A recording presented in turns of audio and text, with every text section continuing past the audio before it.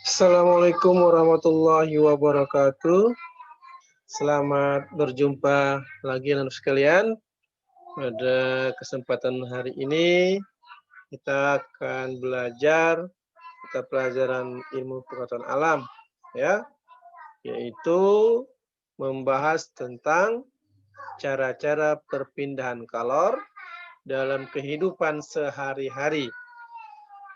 Ya, di mana kalor berpindah dari benda yang memiliki suhu yang lebih tinggi ke benda suhu yang lebih rendah sehingga tercapai keseimbangan suhu ya. Nah, dengan demikian perpindahan kalor terjadi pada benda-benda yang memiliki suhu berbeda agar suhunya menjadi sama. Nah, teman sekalian, cara perpindahan kalor dari satu benda ke benda lain itu tidak sama. Ada 3 cara perpindahan kalor, yaitu konduksi, konveksi, dan radiasi. Ya. Nah, yang pertama konduksi. Ya. Apa itu konduksi? Ya. Nah, konduksi itu merupakan perpindahan kalor tanpa disertai perpindahan zat perantara. Nah, ya. Nah, contohnya apa? Nah, contohnya adalah yaitu apa? Tangan memegang cangkir berisi teh hangat. Nah, kalau kita memegang cangkir yang berisi teh hangat, ya, maka tangan kita akan terasa panas gitu ya. Nah, atau tehnya panas, maka kita akan terasa, ya. Yang kedua adalah, nah ini knalpot menjadi panas setelah mesin sepeda motornya dihidupkan lama. Nah, ya, atau kalau kalian ikut dengan orang tua, ya, naik sepeda motor, ya, misalnya ke rumah paman yang berjarak mungkin 1 kilo. Nah, setelah kalian turun, nah maka knalpot akan panas. Maka jangan sekali-kali memegang knalpot motor ya yang panas tersebut. Ya, tentu tangan kita akan melepuh. Yang ketiga, tutup panci akan terasa panas saat panci digunakan untuk memasak. Nah, biasanya kalau tutup pancinya tidak ada pegangan yang dari plastik ya atau kayu, maka kita akan terasa panas megangnya, ya. Nah, anak sekalian, yang kedua adalah konveksi. Apa itu konveksi? Yaitu merupakan perpindahan kalor melalui perantara, di mana zat perantaranya ikut berpindah, ya. Nah, ini dalam kehidupan sehari-hari misalnya apa? Misalnya air yang dipanaskan, ya kan? Nah, dalam panci ketika memasukkan air, air akan terlihat seperti diaduk. Wah, jadi mendidih gitu ya. Itu ini salah satu contoh konveksi, yaitu perpindahan kalor melalui perantara, ya, di mana zat perantaranya ikut berpindah, ya. Nah, contoh lainnya adalah peristiwa angin laut dan angin darat.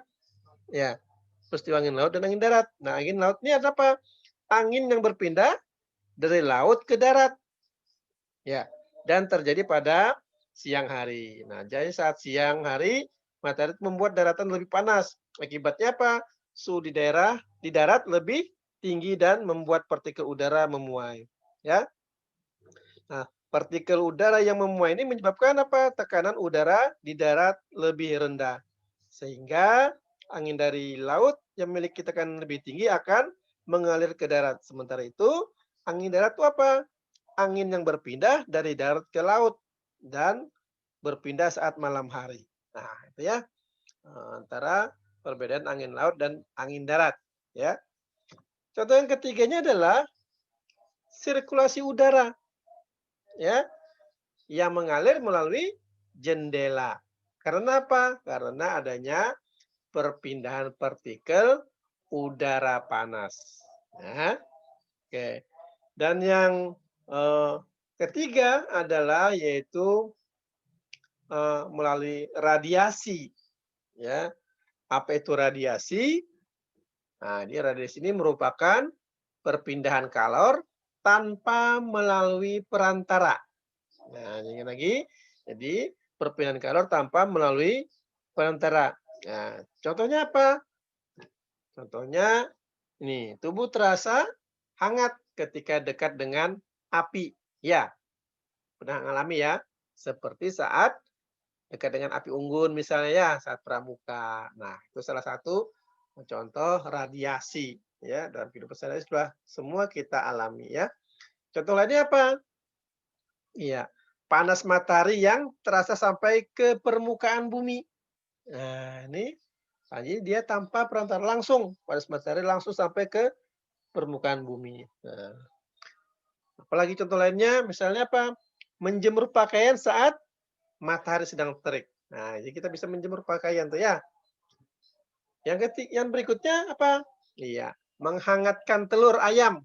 Nah, menghangatkan telur ayam atau bebek di bawah cahaya lampu ya. Nah, ini bisa digunakan orang juga untuk menetaskan telur ya. Jadi menggunakan cahaya lampu. Nah, anak sekalian, inilah materi kita tentang cara-cara perpindahan kalor dalam kehidupan sehari-hari. Jadi tadi itu ada 3 ya, ada konduksi, ya, ada konveksi, dan ada radiasi. Nah, semua ketiganya sudah dijelaskan tadi. Nah, mudah-mudahan dengan penjelasan singkat ini kalian bisa paham ya. Untuk itu diulang-ulang ya, diulang-ulang membuka atau mendengarkan penjelasan-penjelasannya ya. Demikian, Assalamualaikum warahmatullahi wabarakatuh.